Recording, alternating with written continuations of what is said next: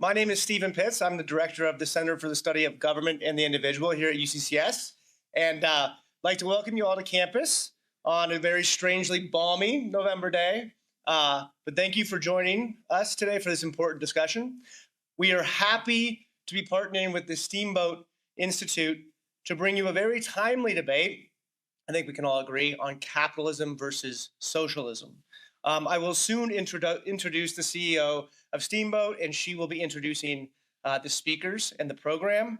But I would like to just take this opportunity to say a couple of things about CSGI, or the Center for the Study of Government and the Individual. CSGI has been around since the year 2000, so we're at our 25-year anniversary now. And CSGI works to educate and prepare UCCS students and the broader community for citizenship through 3 different programs. First is our program on preserving a free and prosperous society, which was actually the initial program when CSGI launched in the year 2000. And in this program, we focus on civil society, limited government, and the role of markets in maintaining a free society. Second is the program on the American Constitution, where we study the foundational principles, ideas, and texts of the American political system. And then our third program is the program on civic discourse, where we teach civility and the deliberative virtues that are needed for a democratic society, and we include in that basic civics education. And it's really this third program that I think tonight's event fits most squarely under, because debates like this are the single best way to model civil discourse. The idea that we can argue and disagree without being enemies or becoming enemies.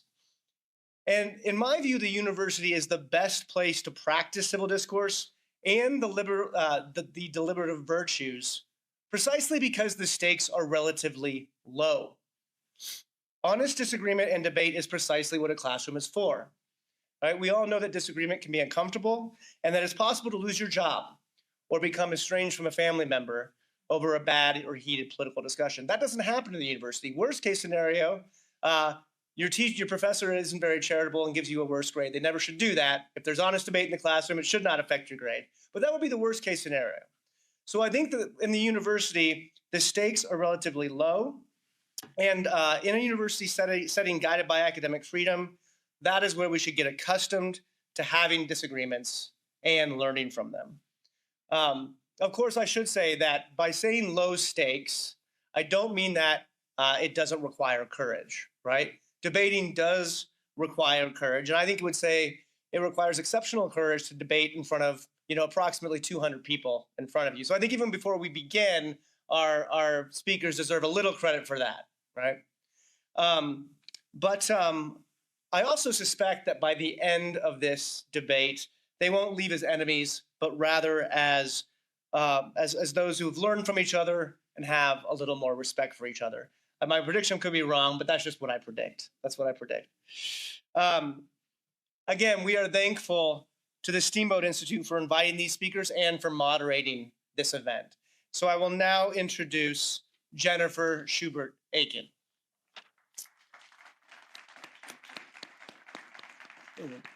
So Jennifer Schubert-Aiken is the chairman and CEO of the Steamboat Institute, an organization she co-founded in the year 2008. The Steamboat Institute promotes America's first principles and encourages civil discourse by hosting debates on college campuses across America. So they actually do many of these on different topics, different campuses across the nation. Jennifer is a member of the advisory boards for the Benson Center for the Study of Western Civilization at the University of Colorado Boulder, and the Ed Snyder Center for Enterprise and Markets at the University of Maryland. She also serves on the board of directors of Rebecca's Angels, a nonprofit organization helping children with post-traumatic stress disorder, founded by Boston Marathon bombing survivor Rebecca Gregory. So please welcome me or join me in welcoming Jennifer.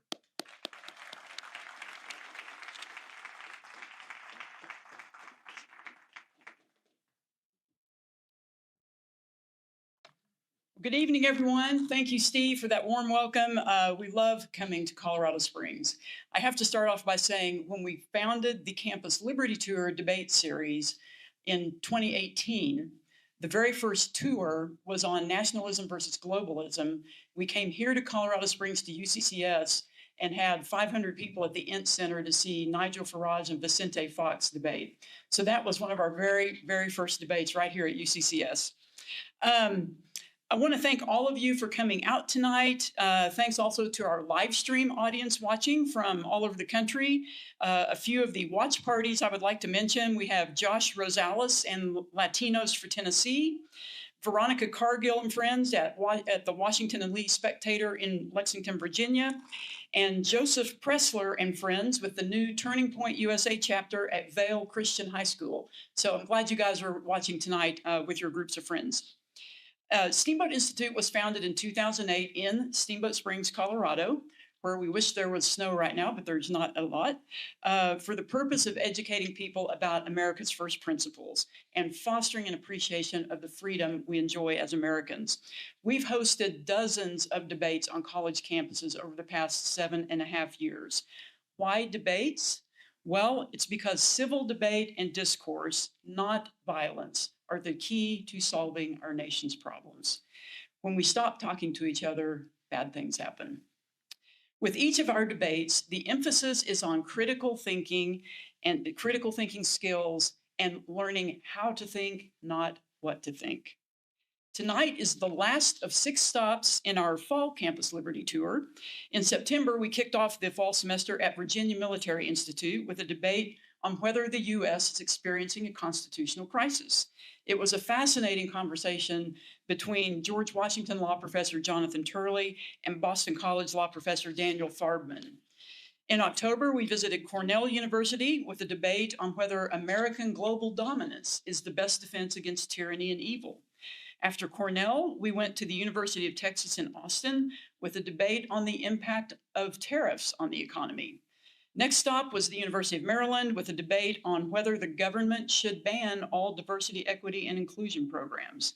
And last week, we visited Grand Canyon University in Phoenix with a debate on the impact of artificial intelligence.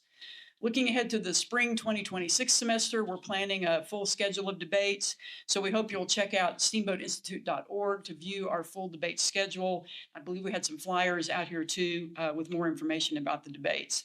With all of our debates, you can register to watch live from anywhere in the country. Just go to steamboatinstitute.org or to our YouTube channel. If you get some friends together to watch a debate, we'll be glad to send you a watch party kit with some debate swag and some good stuff in that. Also, all of the previous debates, if you're interested in any of those I've mentioned, all of those are available for free on Steamboat Institute's YouTube channel. So check that out if you get a chance. As a nonprofit, nonpartisan organization, Steamboat Institute relies on the support of many generous individuals and foundations to bring programs such as tonight's debate to campuses across the country. I would like to extend a special thank you to our major sponsors, the Adolph Coors Foundation, the Diana Davis Spencer Foundation, the Lined and Harry Bradley Foundation, Jack Roth Charitable Foundation, Arthur N. Roop Foundation, Bruce and Marcy Benson, and John W. Childs for their support, which has allowed us to expand the Campus Liberty Tour to more than 30 campuses across the country. Now, for tonight's debate. The debate over socialism versus capitalism centers on how societies should organize their economies to balance freedom, equality, and prosperity. Supporters of capitalism argue that capitalism drives innovation, rewards hard work, and creates wealth through competition and voluntary exchange. Critics contend that capitalism can lead to inequality, worker exploitation, and excessive corporate power. By contrast, supporters of socialism say that it promotes social justice and economic security for all. Opponents argue that socialism discourages innovation, limits personal freedom, and leads to inefficiency or government overreach. Tonight's program will offer a fair and balanced debate on the following resolution. Be it resolved, capitalism is better than socialism for human flourishing. We invite all of our audience members, including those watching the live stream, to respond with your view on the resolution. Agree, disagree, or undecided before the debate begins. So right now, if you haven't, use the QR code or a text you may have received if we had your cell phone number. Go ahead and vote on the poll, in the poll, and then when the debate is over, we're going to ask you to vote again. So be sure to vote again at the end. We want to see if your opinions have changed.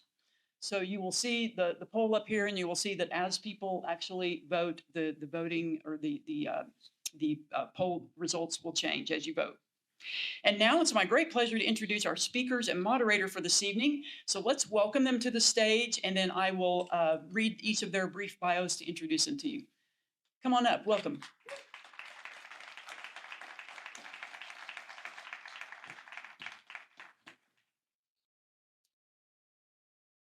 So each of our speakers will remain seated while I introduce all of them, and then I will turn it over to our moderator. Arguing the affirmative on tonight's resolution is Yaron Brook, chairman of the board of the Ayn Rand Institute. In addition to podcasting and speaking globally, Dr. Brook has written several books, including his most recent, In Pursuit of Wealth, The Moral Case for Finance.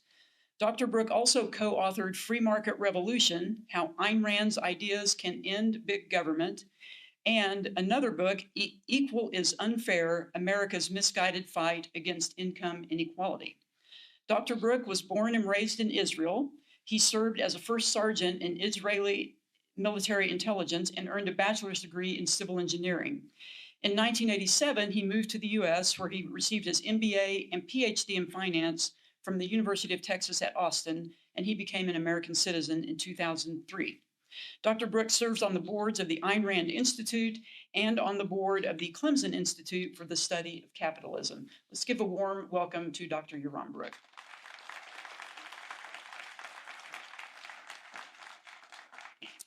Arguing the negative on tonight's resolution is Bhaskar Sunkara, founding editor of Jacobin, president of The Nation magazine, and author of The Socialist Manifesto, The Case for Radical Politics in an Era of Extreme Inequality. He is former vice chair of the Democratic Socialists of America. Mr. Sunkara has been published in the New York Times, Washington Post, Vox, Foreign Policy, and other outlets. In 2020, he was named to Fortune magazine's 40 Under 40 list in the Government and Politics category. He earned his bachelor's degree at George Washington University, studying history. Please give a warm welcome to Bhaskar Sunkara.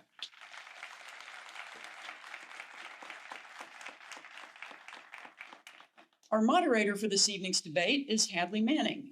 Hadley is director of Steamboat Institute's Fellowship for Public Policy and American Exceptionalism, which supports the careers of principled young journalists.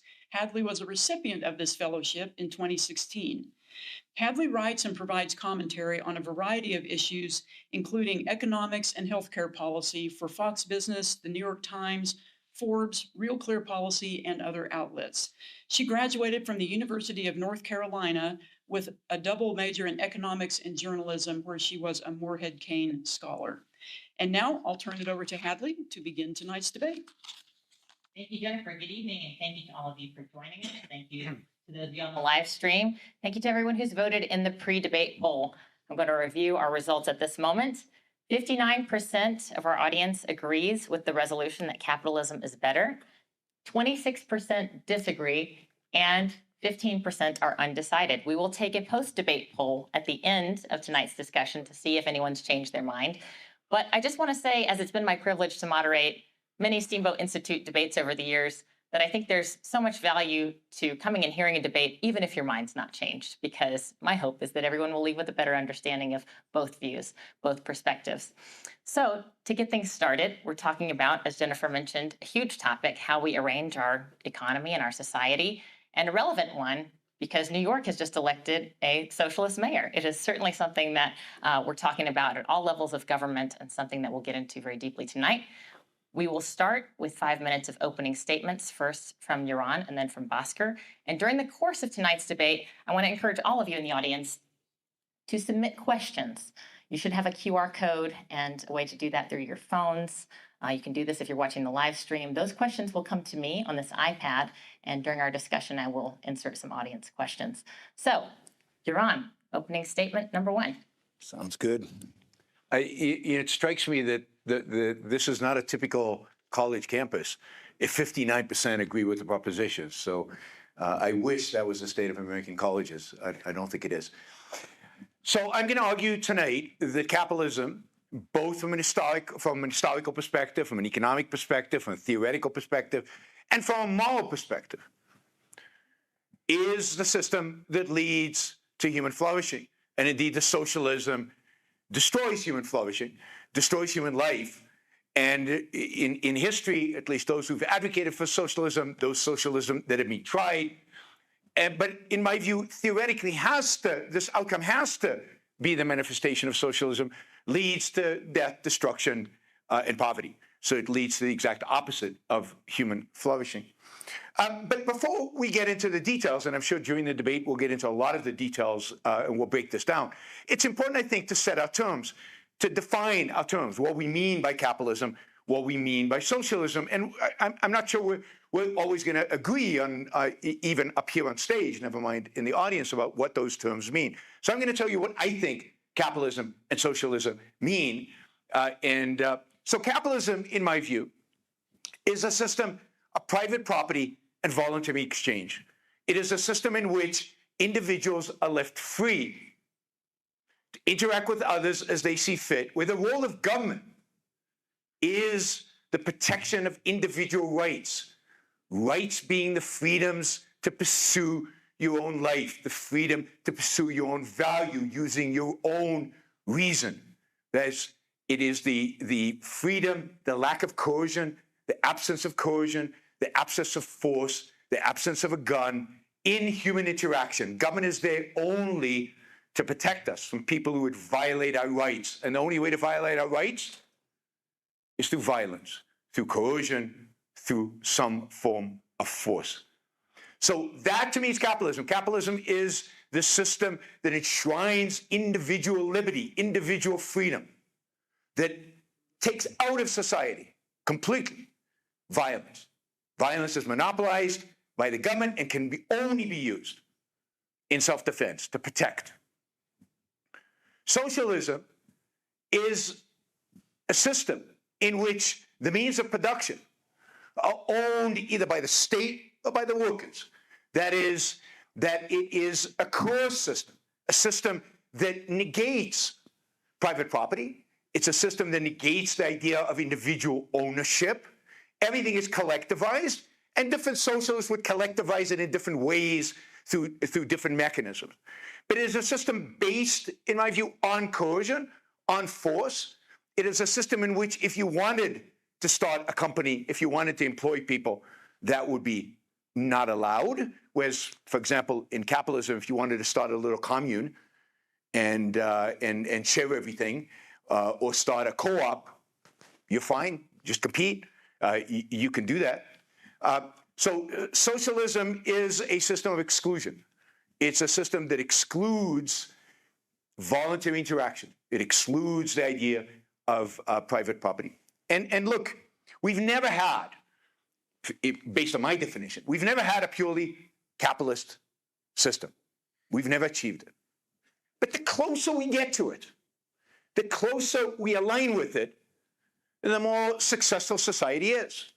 The richer it is, the wealthier it is, the more freedom individuals benefit from.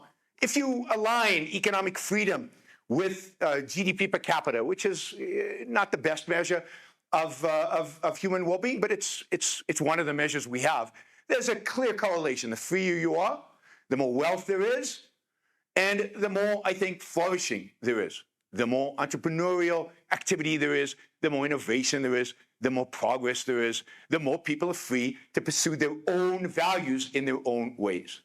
The less economic freedom, the less of all of that there is.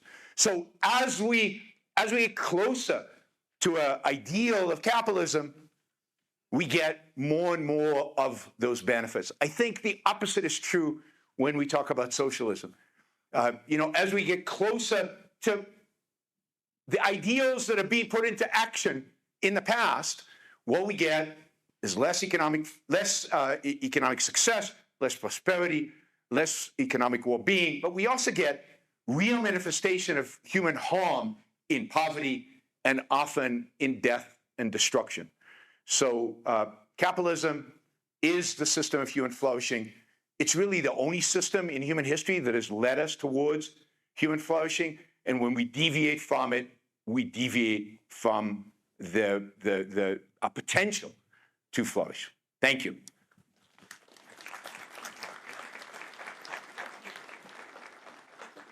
I want to begin tonight in a place that might surprise people in a debate like this, with praise for capitalism.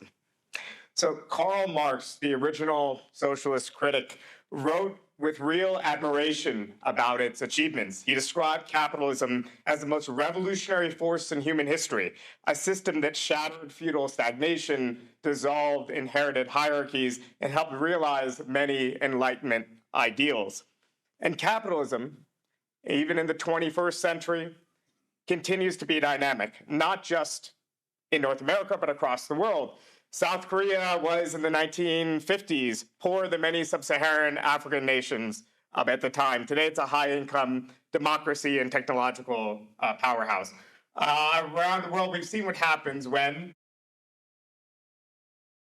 marketisms and global trade is unleashed at scale. Hundreds of millions of people have been lifted out of poverty in just the last 20 years alone. These are genuine achievements. Any serious person should acknowledge them. But here's the key point. Being better than feudalism or better than underdevelopment is not the bar for human flourishing in the 21st century. A system can be indispensable for development and still fail to deliver the flourishing its own productivity makes possible.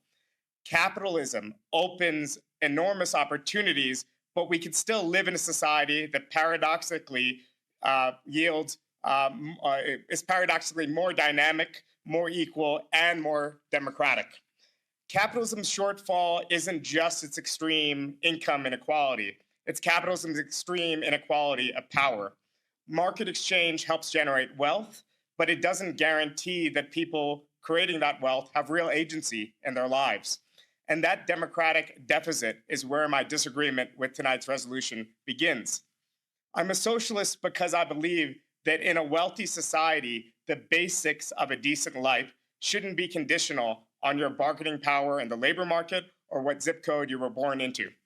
And I'm a socialist because I believe that the people who actually make our economy function, workers, have far too little say over the conditions under which they labor. In political life, we understand that freedom means more than just freedom to leave. It means voice, the ability to participate in shaping the institutions that govern you. We don't say that as Americans, we're free because we can leave our country. We say we're free because we have democratic rights within it. Yet in the workplace, where people spend large parts of their waking lives, democracy largely stops at the door. Now, I'm not here to advocate for a centrally planned economy. I'm a market socialist precisely because I think markets are indispensable. They convey information efficiently. They discipline inefficiency. They allow consumer choice. But the market is a fantastic tool that can be used in different ways. In contemporary visions of socialism, markets remain, prices remain, competition remains, but firms themselves will be democratically run, governed by workers, financed by their market sales, and embedded within a social democratic state that guarantees healthcare, education, childcare, and a strong floor underneath everyone's feet. Central planning disastrously failed. Democratic socialists were among its first critics. It failed because no group of planners could gather information or create the incentives necessary to coordinate an entire economy. But capitalism, too, has failures that are also important to address. First, distribution. In markets, $1 equals one vote over what society produces. And in a society where most essential workers earn very few dollars, their needs and preferences are systematically outweighed by the extremely wealthy. The rich don't just have more power in markets for consumer goods, they use their market power in production to block the kinds of redistribution that would broaden human flourishing. The very success of capitalism at generating wealth creates actors with the political and economic clout to prevent that wealth from being better distributed. Second, democracy. Workplaces under capitalism are largely authoritarian institutions. You could quit, but quitting is a very thin form of freedom. Democratic socialism wants to give people both a voice and exit, extend democratic norms into economic life. It lets, in other words, people who are generating a firm's profit get both its dividends in addition to a fixed salary and have a say in its governance. And because democratic firms still compete in markets, they cannot avoid innovation, efficiency, or labor-saving technology more broadly. They simply share in its gains. So let me be clear. Capitalists perform real entrepreneurial and managerial functions. The socialist claim is simply that those functions can be replicated in a labor-managed firm governed by workers themselves. Capitalism transformed the world. Socialism's promise is to push further and build upon the world that capitalism has made possible. In the 21st century, I see no reason why we can't experiment with new modes of creating a society that will be both more equal and more democratic. Thank you.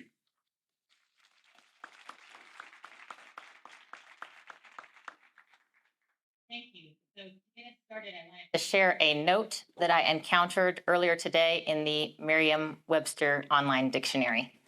The note on one entry said, communism, socialism, capitalism, and democracy are all among our top all-time lookups.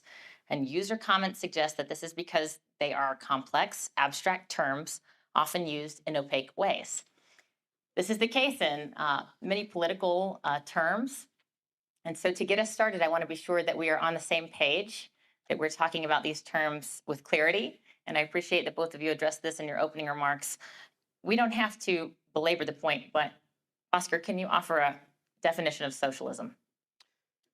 Well, I think I'll start with saying that it's the inverse of capitalism, in the sense that capitalism is production for the market through the accumulation of surplus. So capitalists convene together workers and other means to produce goods for market production. Workers are in a state of market dependence in which they have to work for the capitalists or starve generally.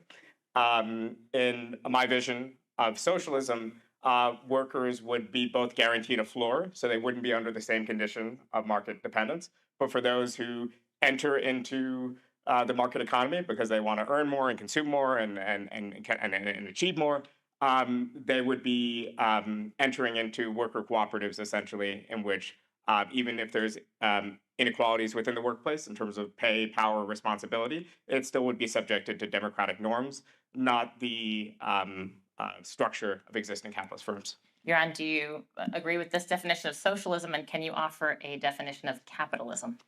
I mean, no, I mean, I agree that this is one form of socialism. Again, I think the essence of socialism is the subjugation of the means of production to some form of collective, whether it's the state or whether it's the workers. So, I mean, in that sense, I think this is one of the many forms that socialism has taken in the past and could take in the future.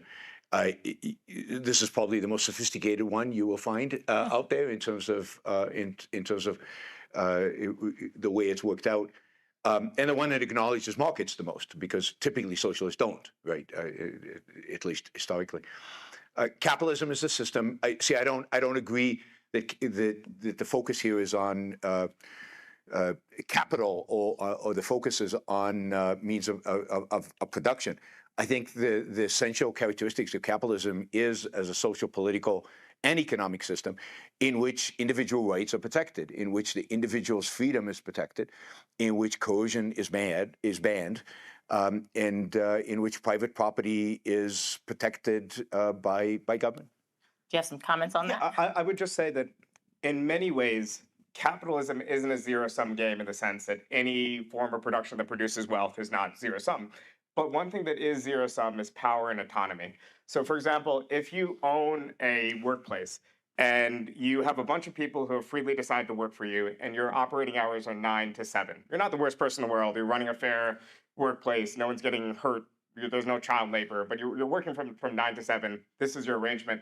Then a law comes in that establishes a 40-hour week. Your autonomy as a capitalist to do what you want with your place of work, your machinery, whatever else is limited. But if those workers are guaranteed the same pay, but now they're working 8 hours instead of 10 hours, I would argue that in many ways their autonomy and scope of freedom has expanded. So there's all sorts of ways in which this is a trade-off. This might be a bad policy for a developing country. You're going to create all sorts of objections to it. But I do think this is where there is this zero-sum relationship. So where I would disagree is this idea that socialism and the role of the state is just taking away freedoms, because I think it's a little bit more complicated. In some cases, you're giving freedoms and you're taking away freedoms and autonomy as well. So I think every time you take away freedom like that, the freedom of the workers and the owners to negotiate how many hours they're going to work and at what pay, whenever you enforce a regime like that, you're engaged in a negative sum game. That is, I think that it is a net destroyer of economic value, and I think ultimately it is a net destroyer of freedom. That is, what about that worker who actually wants to work the 10 hours, or what about you're taking away the flexibility of being able to negotiate terms. You're taking away freedom from both the worker and the owner. So it's limiting, it's restricting, and any socialist or government intervention like that is restricting and limiting. It's taking freedom away, and it's destructive. It's not just zero sum; it's negative sum. Do you have anything more you want to say? We keep going. Yeah. I mean, I think we keep going on and on. I mean, obviously, in existing societies where we already have these rules, workers are entitled to time and a half. Generally, reductions in hours have been tied with increases in pay. Often, when the state intervenes to create floors, which change the conditions in which workers negotiate and bargain. Your average worker, I hate this term, but your average unskilled worker has very limited avenues to bargain as an individual. That's why, by nature, they're forced to bargain collectively. And I think there is a role for both the state and for organs of collective bargaining that inherently are going to be limiting the freedoms of capitalists to act how they want to act with their private property. I think it also just creates other avenues of freedom for the majority. But particularly in the 21st century, in the kind of economy we have today, that is just untrue. I mean, in Silicon Valley, who has the power? It is the worker or the employer in terms of flexibility in moving around and determining rates. I mean, the number of job hoppers in Silicon Valley among workers, right? The worker, and of course, more and more people are exactly that. Fewer and fewer people are doing the kind of work that maybe the average worker did in the past. So, and yes, workers should be able to legally join together and negotiate jointly, as long as it's voluntary, as long as there's no coercion of force being involved there. So I don't see it as any kind of imposition. And look, what we don't have is, what we know is, when we get freedom, we get increased productivity. Increased productivity, we know, raises wages. And my view is, under capitalism, if you took away all these restrictions and laws and so on, you would get a massive boost in productivity, which would ultimately benefit everybody, both the employer and the employee, because of increased productivity. Okay, here I do want to jump in, and I suspected that simply trying to define terms in this debate would yield great debate, and I was right. Silly me, I thought the difference between socialism and capitalism was who owns the means of production, but it sounds like it's much more than that. I want to ask, to try to get to... But it is that. Yeah, I think it is. And we agree with that. And that's what Merriam-Webster said too, ultimately, if you read through the definitions online. I want to get to one other term that's in our resolution, because I think this will help audience members decide whose side they're on, and that's the term human flourishing. I want to ask both of our debaters to talk about how they define or measure human flourishing.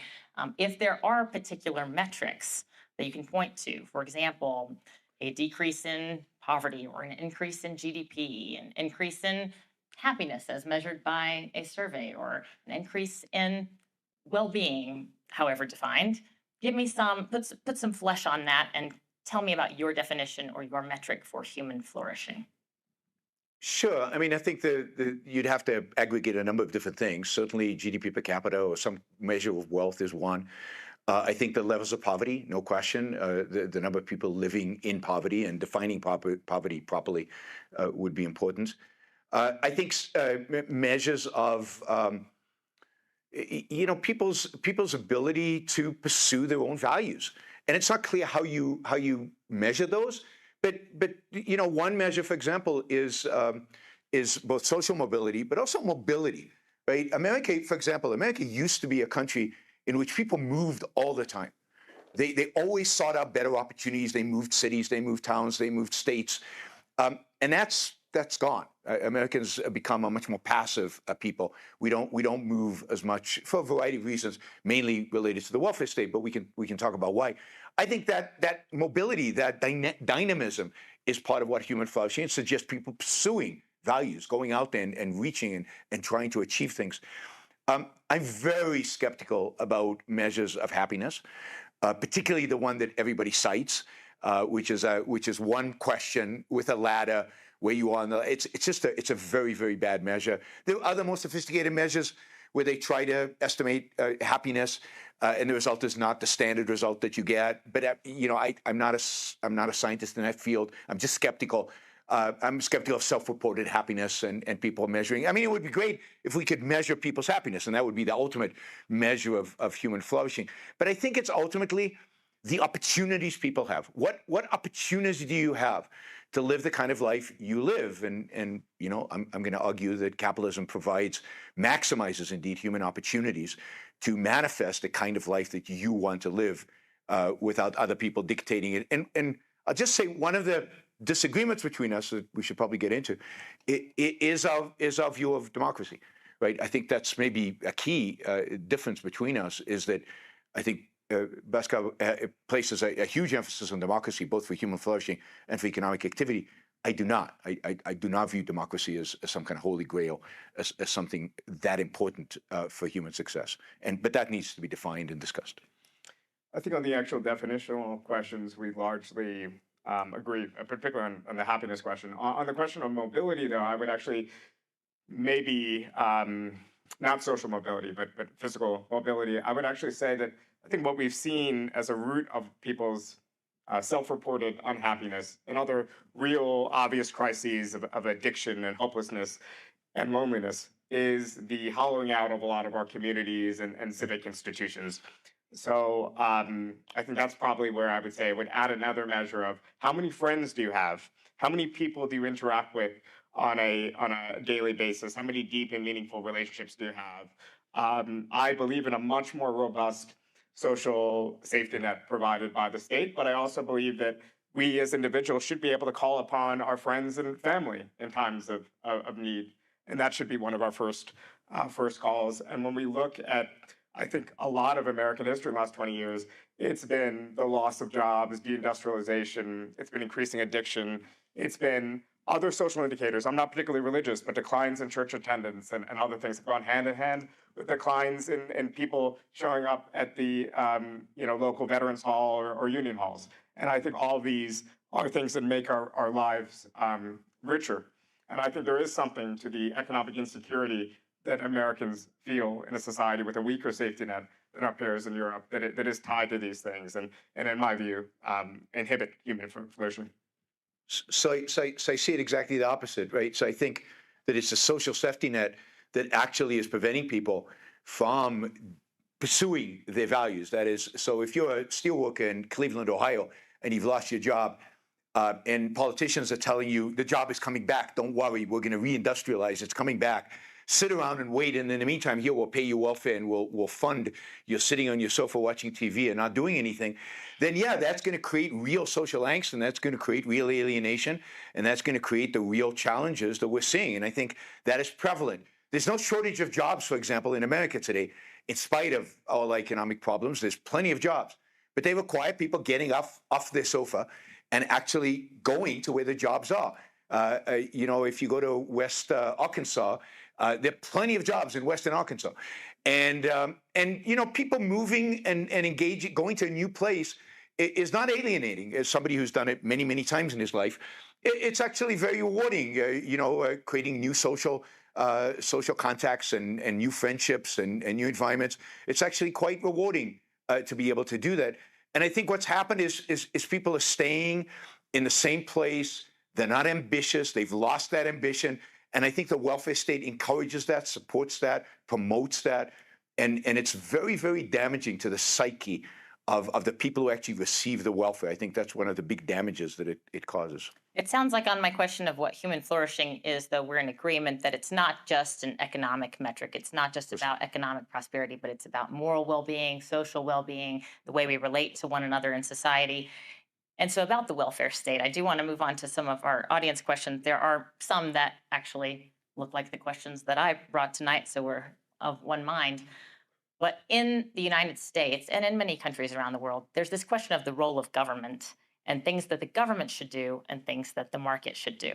And it seemed that you alluded to this in your opening statement, Bhaskar, but I want to ask you both about a story that goes something like this. Capitalism's good for some things. It's good to have innovation and profit and competition in some areas of the economy, but for basic needs, healthcare, education, childcare, those were a few you mentioned, socialism's the way to go. So, Yaron, how would you respond to that? I'd say look at the quality of our healthcare and look at the quality of our education and judge whether socialism does a good job with either one of those. It does a pretty lousy job at delivering those products. I don't get it, right? I don't get the difference between healthcare, education, and I don't know, my iPhone. I really don't.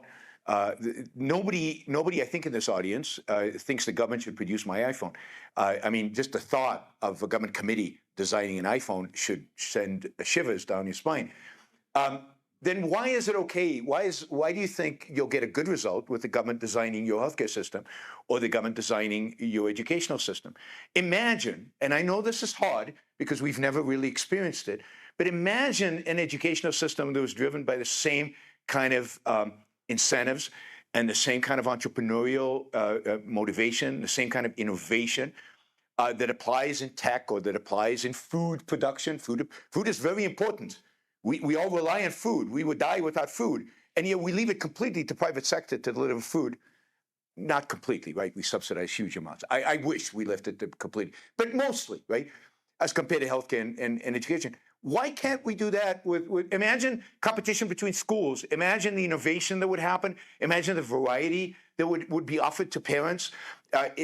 Imagine what would be possible if we actually brought that same spirit of competition and collaboration and innovation to education and, of course, to healthcare. And those of you who think that's what our healthcare system is, it's private. Our healthcare system is the worst of all worlds. It's a mishmash of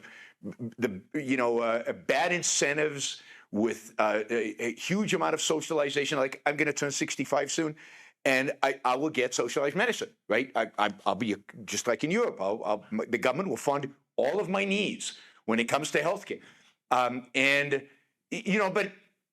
the private part of it is badly incentivized because of this huge Medicare and Medicaid. So it's a mishmash that is a disaster, and we regulate insurance companies so we don't get market-driven insurance. Again, imagine a world in which this was actually driven by market incentives. What a beautiful thing that could be, how cheap healthcare would be, and how innovative it would be, and how we would all be living to much, much longer than we are living today. Now, I can't prove that because I can't point to anywhere where they have that.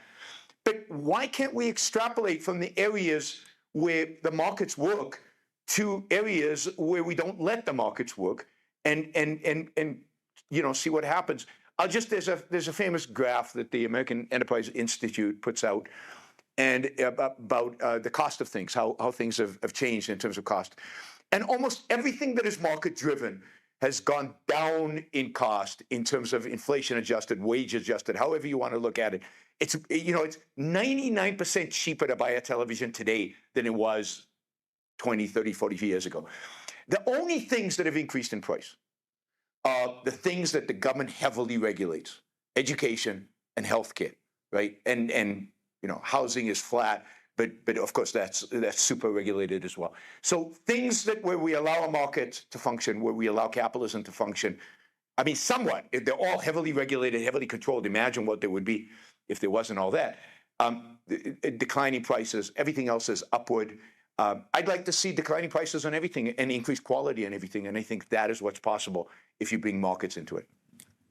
So I think if you actually look at all the components of your iPhone, every component can be tied in some way to state research and development. And I'm not saying the state necessarily has to have that that role, but it's just a matter of fact that in your particular iPhone example, it did have that role. I would actually agree. I'm being excessively generous today. I woke up in a very good mood today. But I would actually agree that our healthcare system in the US is kind of the worst of both worlds in the sense that we heavily subsidize consumption of healthcare, but the state doesn't have the mechanisms like other countries have to control costs. So I would say in a more socialist healthcare system, the state would have more mechanisms to, for better or worse, more mechanisms to control cost rather than just subsidizing consumption. I think the education system in the US as a whole, K through 12 education, is actually a radical success story that has been undermined by broader social problems, broader problems of poor kids going to school hungry and things like that. But America has actually produced innovative education methods. I was better educated than my parents, who were educated in the British Commonwealth system of rote repetition and education. We were at the cutting edge of all these techniques, and they happen in K through 12. There needs to be strict measures on the performance of schools. There needs to be schools of different types and varieties. But I personally think that education should be guaranteed as a social right. I actually think this is one case in which the state should continue to run areas of public education. In other areas, you might say that the state should guarantee the right to free, let's say, age 2 to 6 childcare, but that these providers should still be private providers. There should be some method of cost control, and essentially the state should just be subsidizing kind of access and enabling everyone to have access. There's many different policy ways in which we could decide what should be a state-owned enterprise and what should be a guaranteed right. But in general, I would say that the core of what it takes to live a good life, at the very least, the core necessities of education, childcare, healthcare, should be guaranteed as rights just by virtue of being born.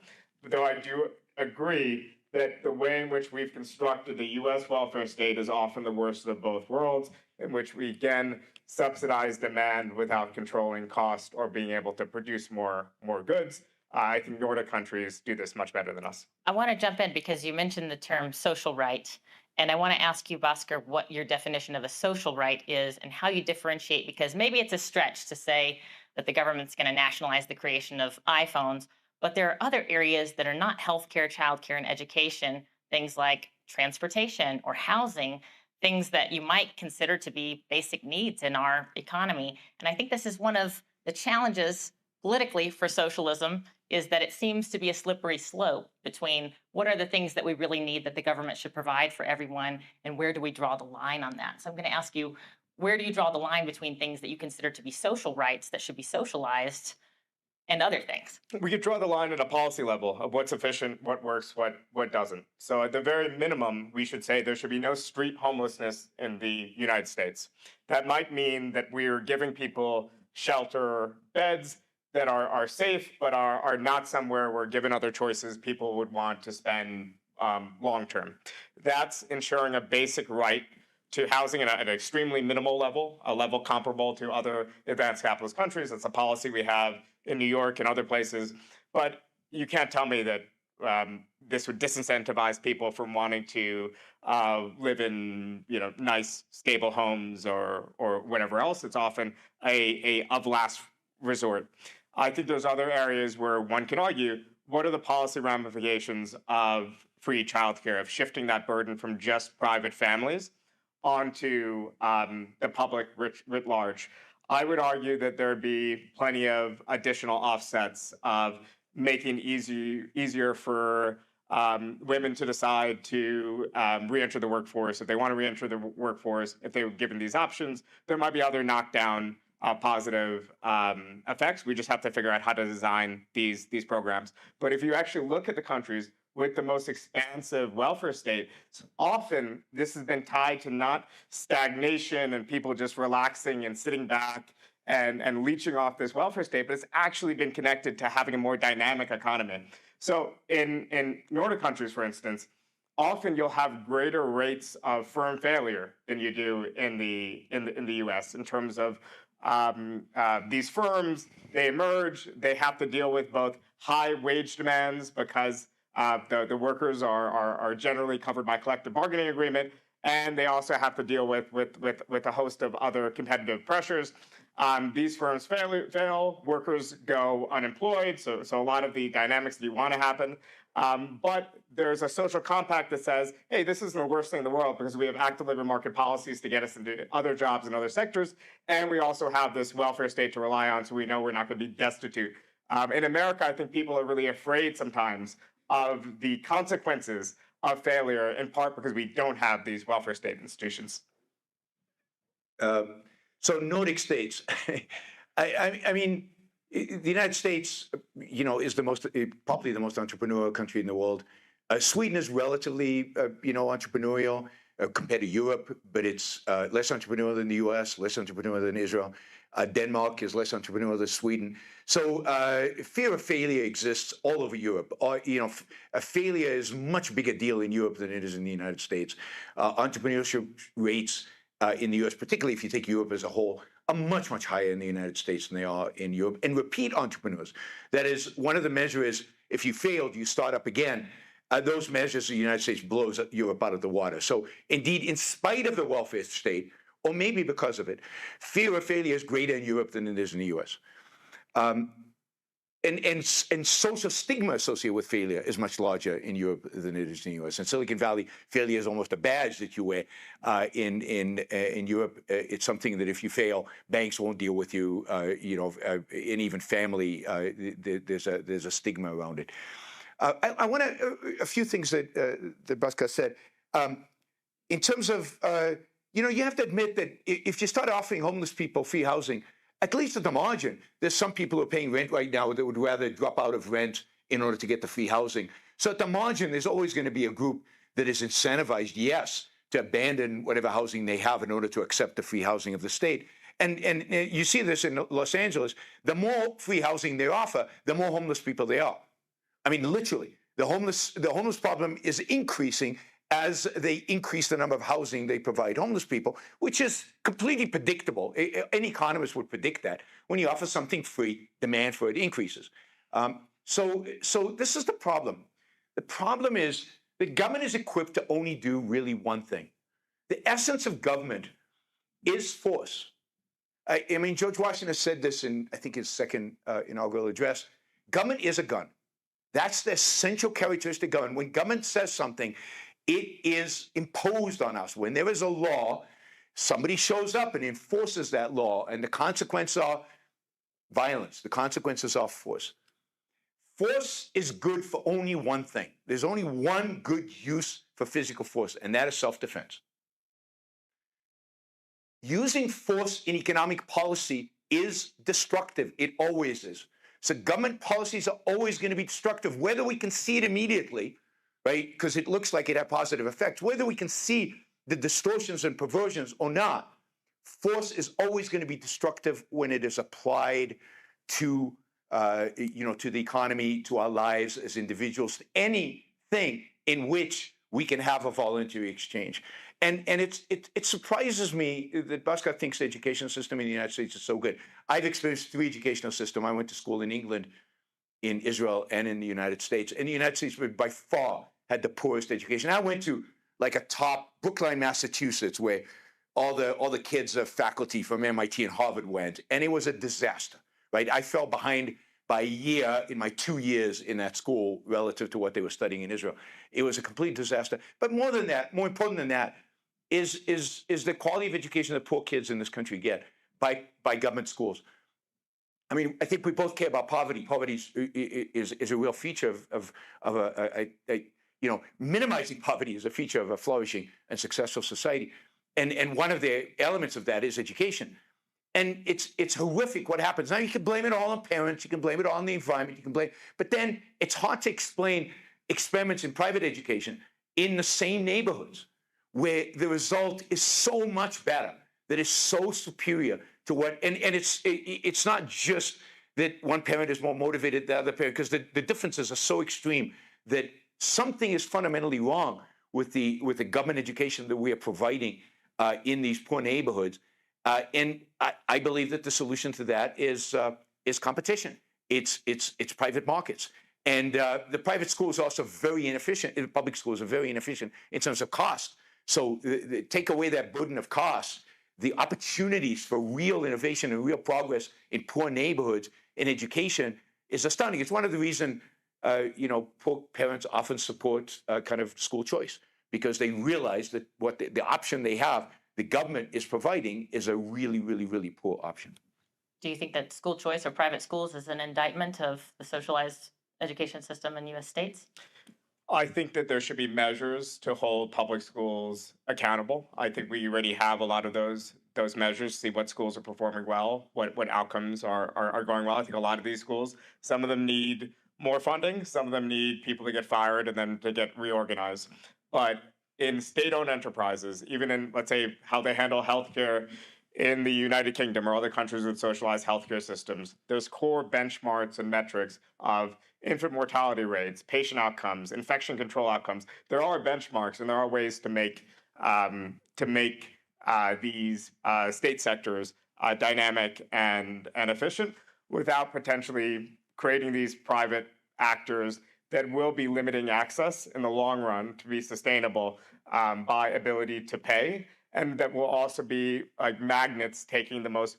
I think a lot of these studies do say often the people that go through the trouble and are able to get their kids into some of these magnet schools or some of these charter schools are those who are most capable as parents. Often, maybe their income is very low, but they're declassed immigrants who have a certain background and have the ability to help navigate their kids. I think we should be seeking in this area to have an equitable outcome. And I do think it's a tremendous achievement, despite all the problems with education in the US and everywhere, the fact that we know for a fact that if a kid is born in America right at this moment, that we know for a fact that they're going to be, if they don't have a developmental issue, they're going to be literate. They're going to have these basic standards of this ability to engage in the world that we can't take for granted. My grandmother, who was born in Trinidad and Tobago, was illiterate, and she's a very smart, witty person.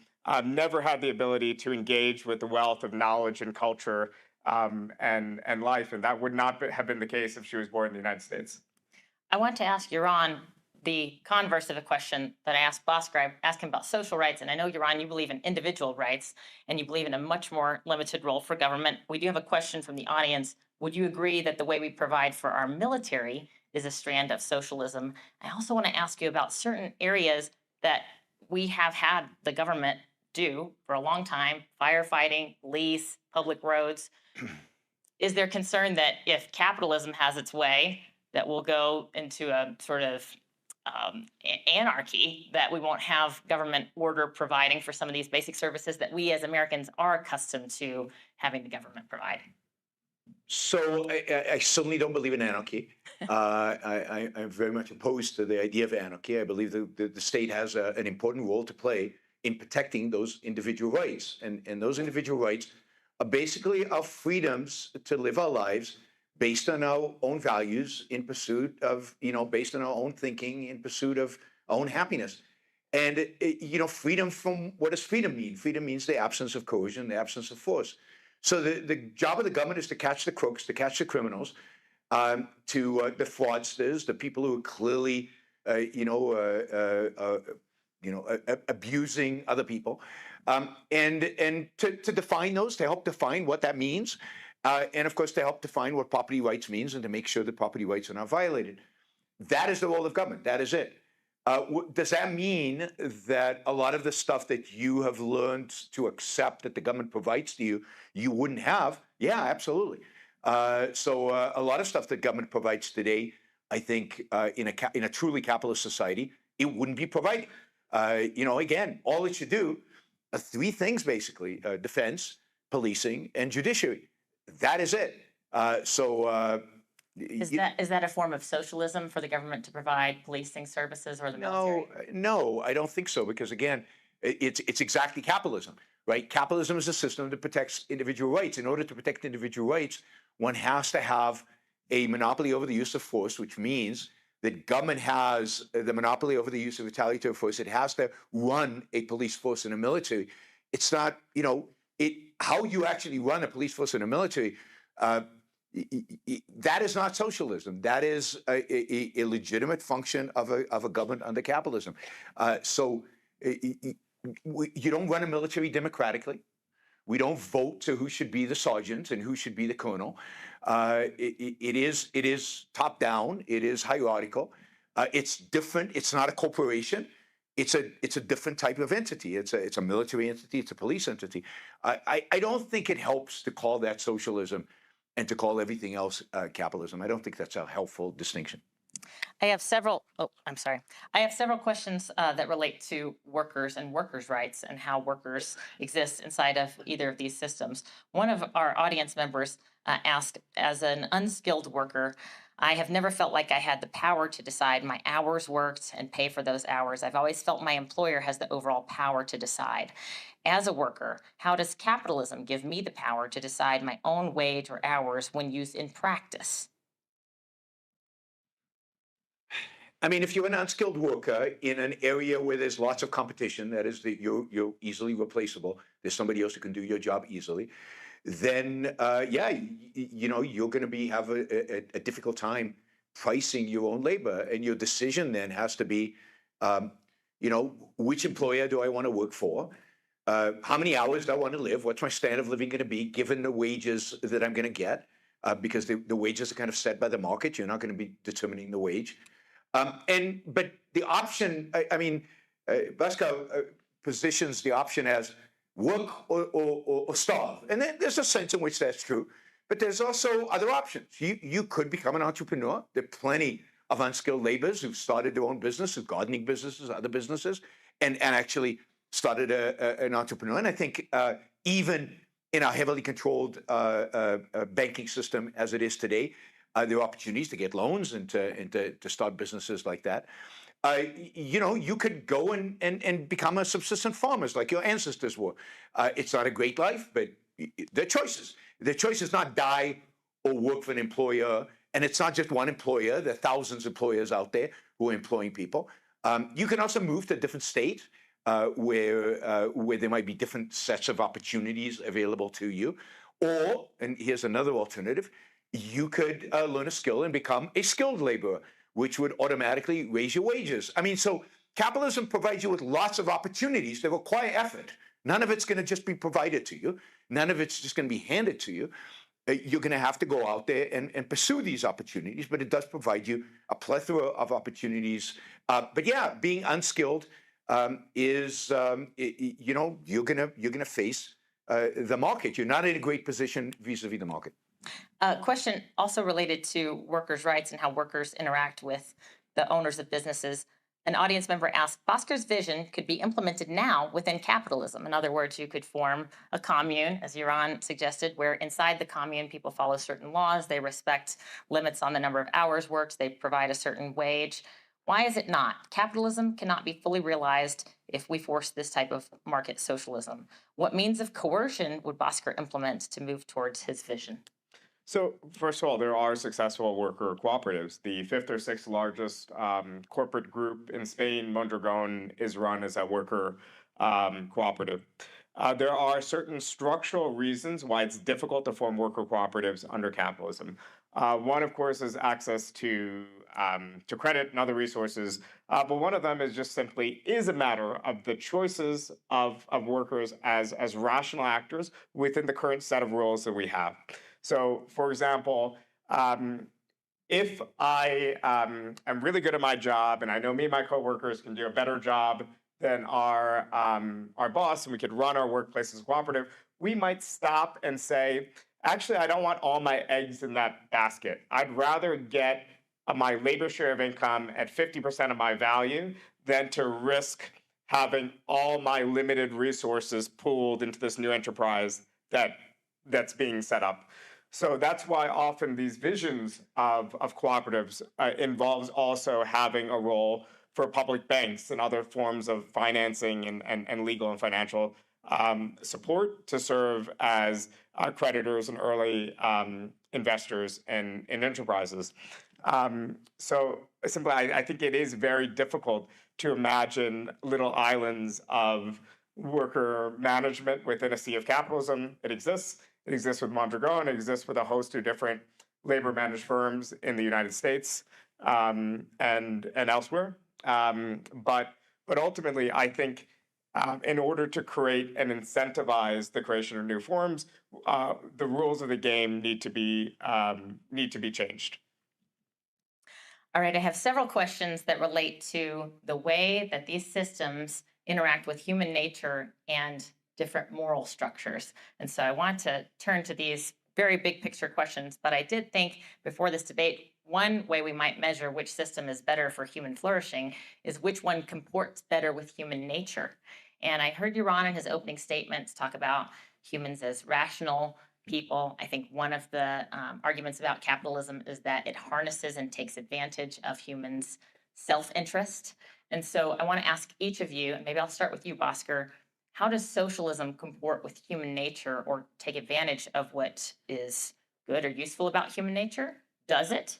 Does it go against human nature and yet it is still the better system in your view? How would you respond to that? I have a very just soft view of human nature, which is that people don't like conditions that subject them to extreme forms of deprivation, exploitation, and domination. Beyond those extremes, I think lots of systems are compatible with human nature. When I think about the rational choice for workers, in the case that someone mentioned earlier, being an unskilled worker, it actually would be rational to advocate for state intervention to create a certain floor, a minimum wage, that will have other knockdown effects on the economy. Some of them might, I would actually argue, be positive. For example, there are firms that are now pursuing the low road of development through sweating out labor by paying people $8 an hour, are now forced to pay $12, $13 an hour. They might actually decide at a certain point they're going to invest in labor-saving technology, and that might end up in the long run making the economy more productive. But there's following that basic logic of people pursuing their own interests, there are often times when collective action would be a rational choice for people. But I think at the bare minimum, we could say that all people around the world don't like being enslaved, don't like being oppressed, don't like being dominated. The conditions that prevail in most capitalist economies today don't rise to that level where I think there's an immediate rebellion against human nature. And I would actually argue the same is the case for my vision of a democratic socialism. It's all compatible with different aspects of human nature. Can I ask you a follow-up question about charity and about the moral value of caring for the least of these, let's say? In a capitalistic society, and I will say in the United States, where we're relatively capitalistic, we are also the most generous country in the world, and we do have a pretty great industry of philanthropy dedicated not just to organizations that engage in politics and education, but also organizations that meet the humanitarian needs of people. Do you think that there's something superior to a system that relies on a choice to give charitably to one that relies on instead redistribution? I think charity is great. It has moral value. I think we should all give to charitable organizations. We should give to our friends. We should give to our neighbors.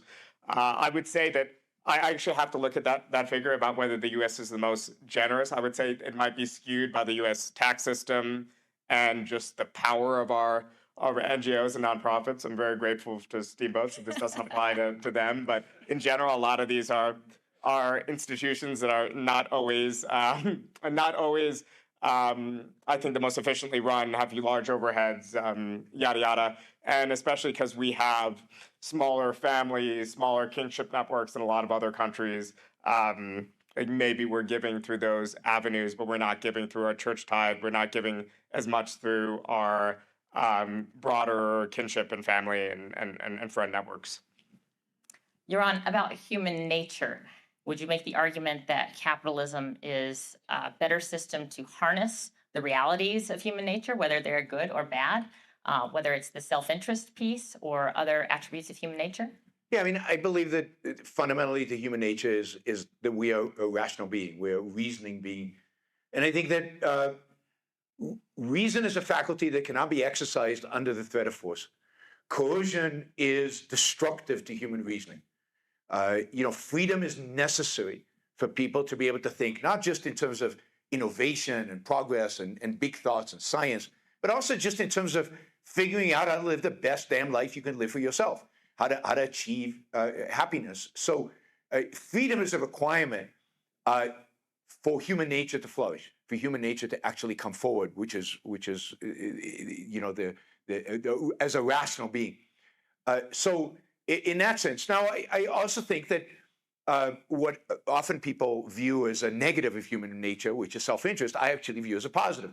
I think that you know, morality should actually teach us how to harness our self-interest, our desire to pursue our own well-being, to survive, to thrive, to flourish as a human being.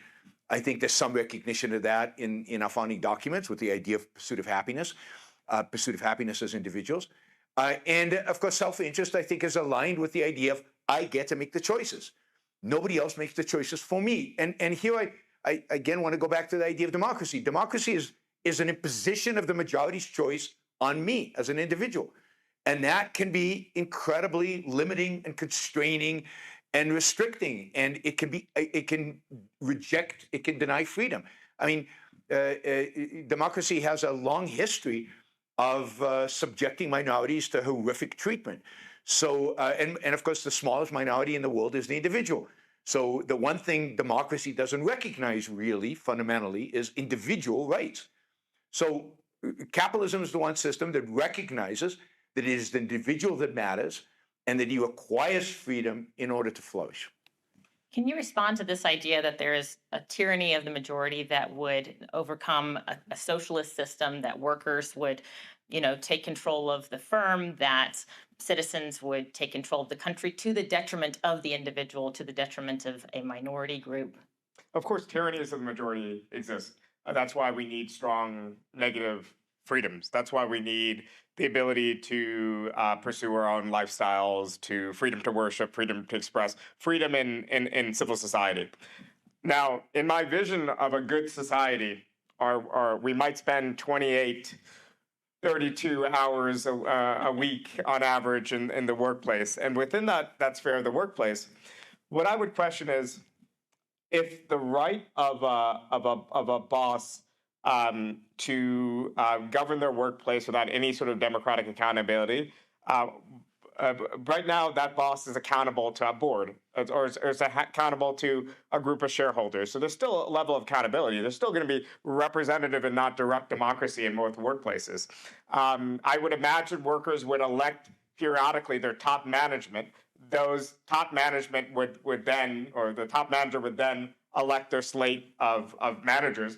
I think there would be inefficiencies if people were elected their line managers and whatnot, but these workers would be incentivized to produce because they'd be receiving a dividend of production. So they're still incentivized to actually produce more. And in existing studies of labor managed firms, we also see some positive results in the areas of like information sharing.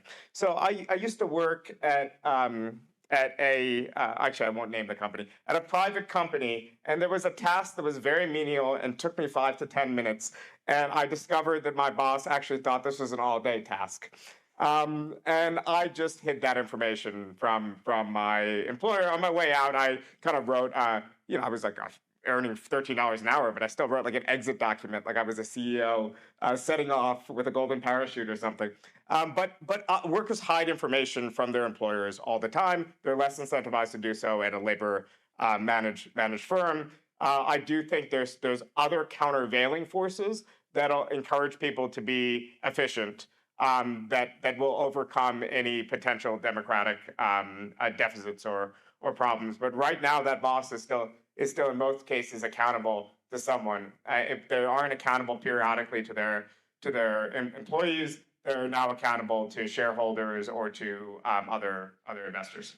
And one of the areas, and I'm curious what you think of this, one of the areas in which we've seen the socialization of the workforce in large numbers across the world is in the area of farming.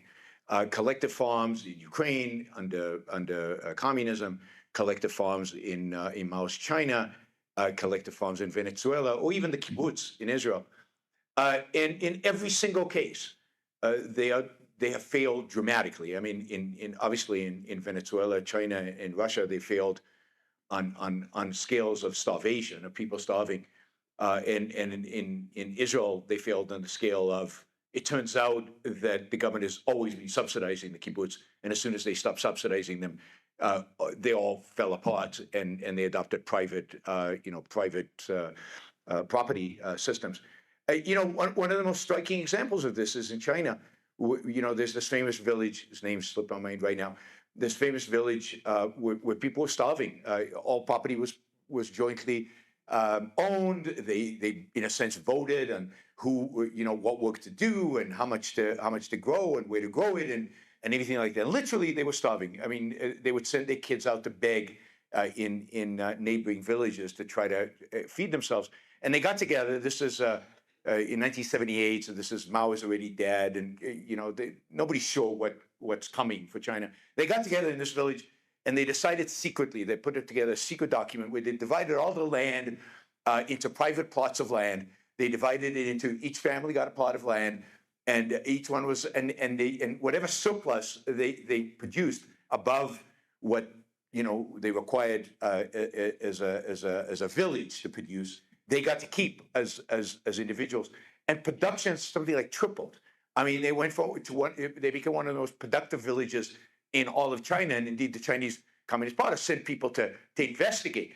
And of course, they discovered this pseudo private property kind of scheme, getting away from socialization. To Deng Xiaoping, who was not a good guy generally, but in some areas was good. To Deng Xiaoping's credit, in spite of the fact that the communists locally wanted to just wipe out the village so that the example would go away and other villages wouldn't catch up, Deng said, no, this actually works. Let's spread this. And indeed, privatization of farming in China led to massive increases in food production and the disappearance of starvation in China. So, at least in this area, we've tried, and I think we've tried it in many places, and almost always it fails. And even the co-op in Spain, it does a lot of capitalist stuff. I mean, it has subsidiaries that are run as capitalist enterprises. It's a little cheating. Granted, it lives within a system that maybe requires that. So, every time I've seen the experiments, they seem to fail, and sometimes in ways that are really horrific to human flourishing. Why do you think the next iteration would somehow be successful? So I think this is the only part of the debate where you gave an apples to oranges comparison, because what you were describing is the failure of these horrific, large state-owned enterprises that were essentially forcing people into serfdom. It wasn't democratic socialism. It wasn't capitalism. It was serfdom. People were bound to these collective farms. These farms were owned by the state.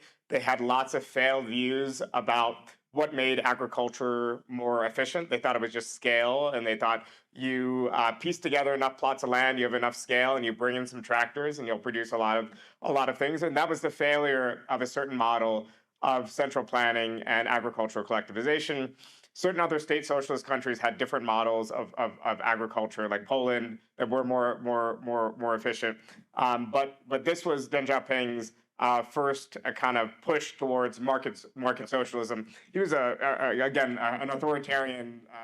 Certainly would have thrown someone with my soft pluralist beliefs into prison.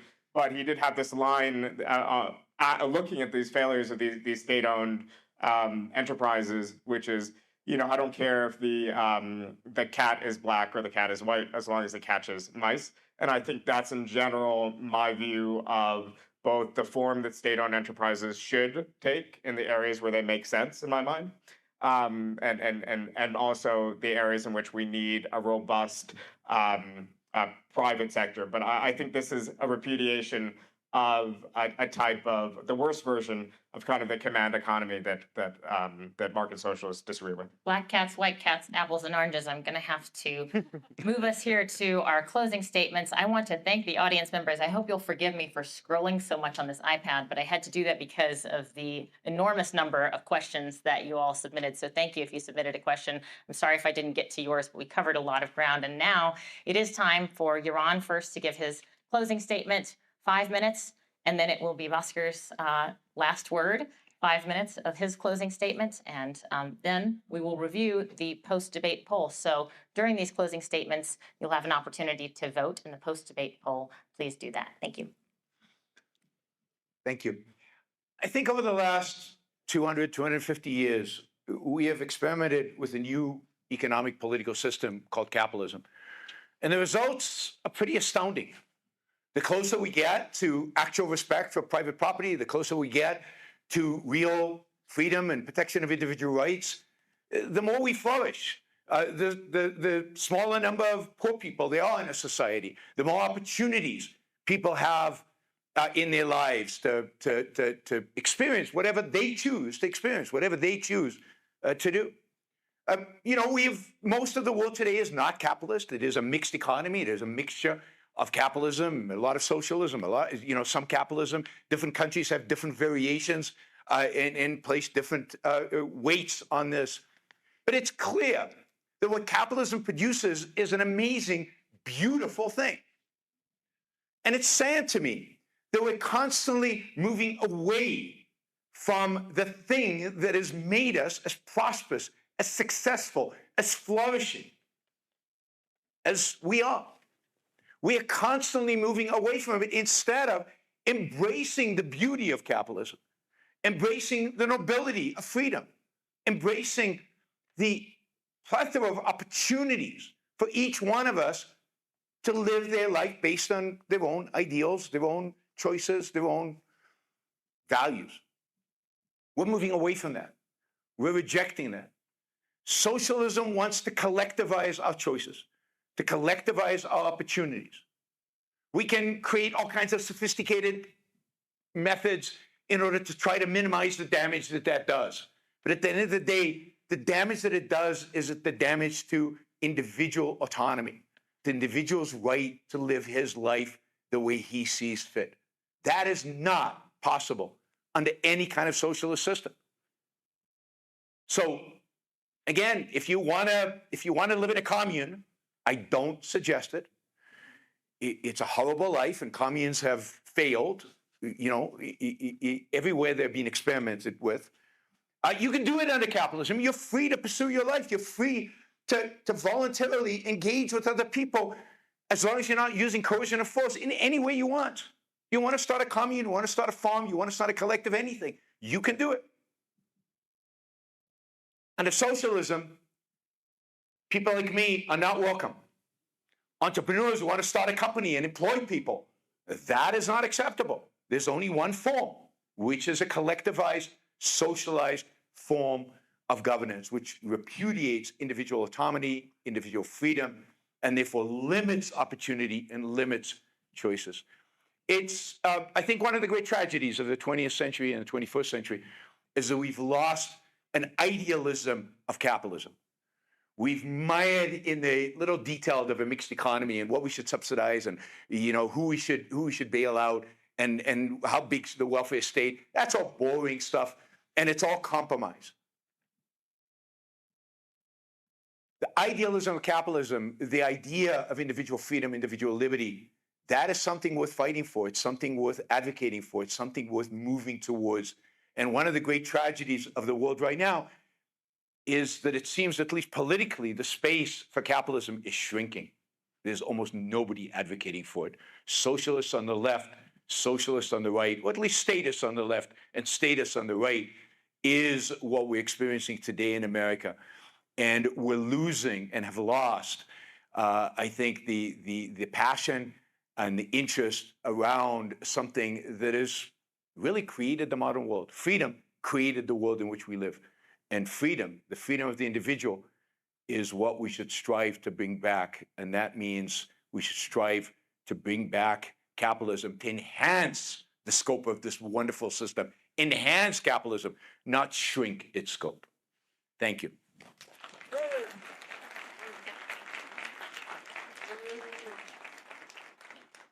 I think I didn't give you a fun debate. I'm not an extremist. I kind of wish I was sometimes to match the energy and fervor of my colleague. I don't want to abolish markets. I don't want to erase entrepreneurship.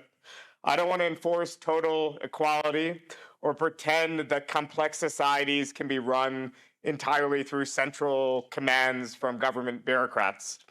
What I believe is both more modest and more ambitious, that we could regulate markets wisely and that we could use the power of a democratic state to guarantee every person a real floor beneath their feet, and that in doing so, we can build a more dynamic and more democratic society, one rooted in our shared interests as both the people who produce goods and services and the people who consume them.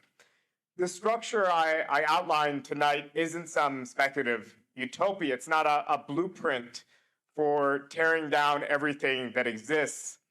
In fact, I think it looks a lot like what we already have in a lot of advanced countries, including the United States and other advanced economies.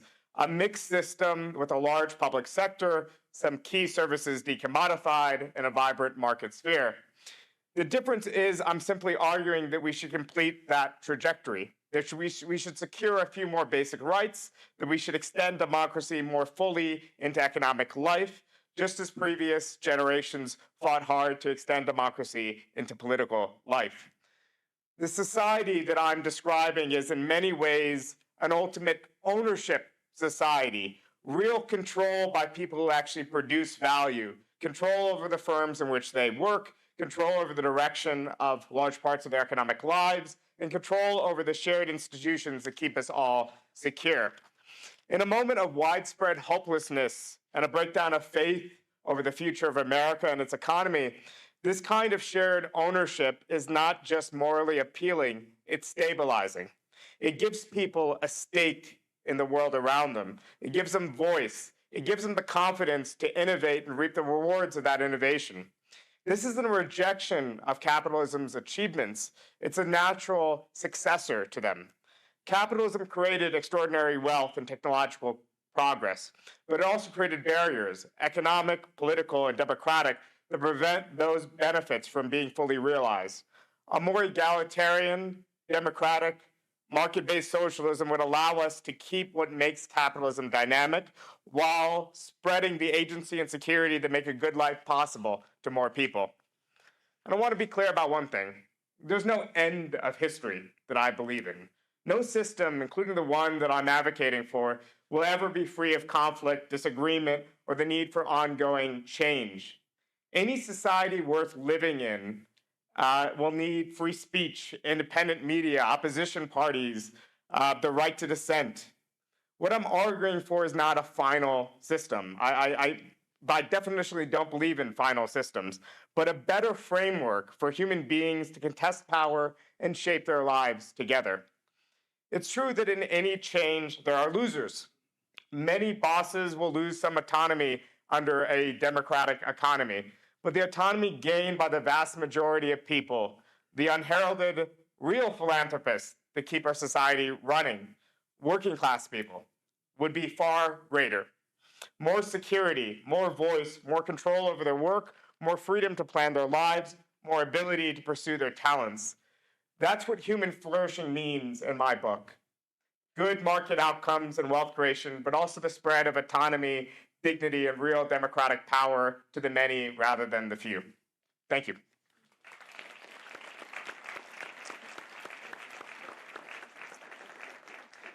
Thank you. Well, it's been my privilege to probe the philosophies of these two distinct speakers who have joined us tonight. So thank you for sharing your thoughts with us and allowing me to ask some questions. I'm eagerly looking forward to the post-debate poll results. Here they are. It seems that there's been relatively little change. 63% at the end of tonight's debate answered that they agree with the resolution that capitalism is better. 29%, 30% disagree. The numbers are still coming. I feel like Anderson Cooper on election night. The numbers are still coming in. And 8% are undecided. So a few less undecided people out there. And as the numbers continue to weeble wobble around, it seems that we've gotten a great result. So thank you guys for responding. Thank you for responding, and thank you for listening to tonight's debate. And I'll repeat what I said earlier. Even if you didn't change your mind, I hope your mind was enriched and your thinking about this topic was enriched. Let's have another round of applause for our debaters and our moderator. Who did a good job. Okay. In case you're wondering about the poll changing, we will, when the voting is finally over and it completely stops, it will be posted on our website, so you can always see it afterwards. Because right now, it looks like the affirmative has gained 2 points. The negative has gained 5 points. Am I reading that correctly, So, moderator? More people made up their minds. So that's where it stands now, and I don't see it changing. So once again, thank you to the Center for the Study of Government and the Individual. Thank you, Stephen. You do such a great job here at UCCS with promoting free speech and civil discourse. Also, once again, I'd like to thank the Adolph Coors Foundation, also the Woodford Foundation for Limited Government here in Colorado Springs, which supports the Campus Liberty Tour. If you enjoyed tonight's debate, we would ask that you consider supporting the Steamboat Institute. We are a nonprofit organization. Go to steamboatinstitute.org, make a donation, check out information about our upcoming events. Remember, if you can't join us in person, you can always watch these, and this will be posted on our YouTube channel. So if you want to watch it again or see some clips, share it with friends. We hope you will do that. It should be on our YouTube channel within the next 48 hours. We try to get those up really quickly in their entirety. We hope you enjoyed tonight's debate. For those of you here in person, we have some refreshments. Stick around and visit with our speakers.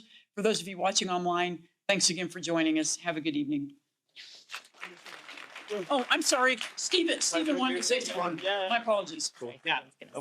I'm sorry. I don't deserve the last word, and I know everyone would like to leave, but I did want to take the opportunity to just plug a couple of things. So one, if you'd like to come to more CSGI events, please go to csgi.co. That's CO for Colorado. All of our events are up there.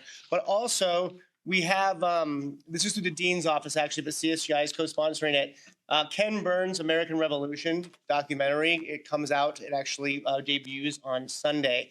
We are running it at UCCS, 6 straight days of like 3 hours with the program and the movie. So like I think you get some kind of badge if you do all of it. But we have like 6 days of that. There's flyers out there. Please check them out. And I will say thank you all for coming. I was shocked that no one mentioned Zoran Mandami today, and I didn't do it in my opening remarks. I figured I'd leave it for someone else, and it was never mentioned. Anyway, thank you all very, very much, and thank you again to our speakers.